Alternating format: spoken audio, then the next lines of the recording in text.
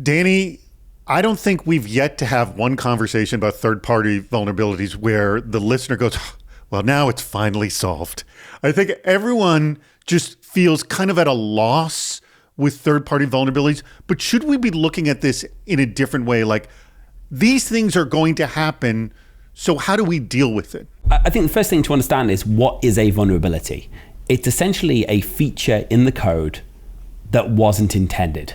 So somebody is able to use part of your program to either send too much data and it will do something else, cause a buffer overflow, or inject a SQL statement to change the intention. I'm going to ask you this question. How do we protect ourselves from unintentional code? First of all, you should patch your machines. If there's an update, install it.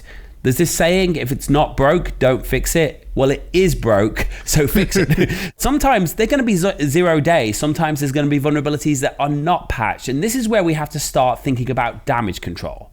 The reality is, any software on your computer has access to all of your data, it has access to the internet, and it has access to all of the other programs on your computer. So there are basic things you can do that reduce the risk of a vulnerability being exploitable. That would be patching. Well, patching, but also limiting. So Exchange, here's a perfect example. The Exchange vulnerability allowed an attacker to send a payload to your Exchange server and gain access to Exchange data. Nothing you can do about that. Patch the Exchange server. But in addition to that, the bigger risk was it allowed the attacker to inject software onto your Exchange server. And so in a situation like this, if you had ThreatLocker, correct me if I'm wrong here, it would prevent that from happening, yes? Yeah, so there's two areas here where ThreatLocker helped.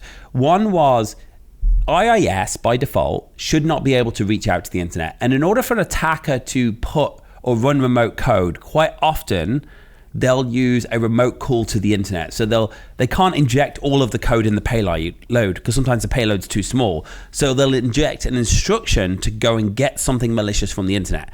So if you had blocked IIS or blocked your server from having outbound connection to the internet, either through ThreatLocker's ring fencing or through just a firewall rule that says my server can't go onto the internet, then it's unlikely, or less likely at least, that they'd be able to download the malicious payload. But we could also accept there's going to be another way that malicious payload could get on there. So the next thing we want to do is say, well, what programs can run? So if it tries to execute another program, we're going to block by default. And what can those programs do? So can Exchange see my entire network and see all of my files? The answer should be no. Can it call PowerShell? No.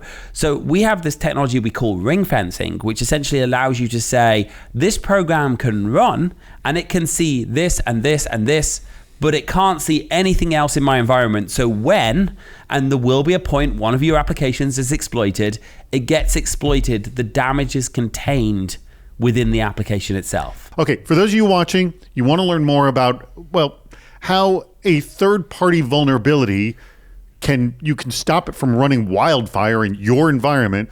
You got to go check out what they're doing over there at ThreatLocker. The address is right there, threatlocker.com.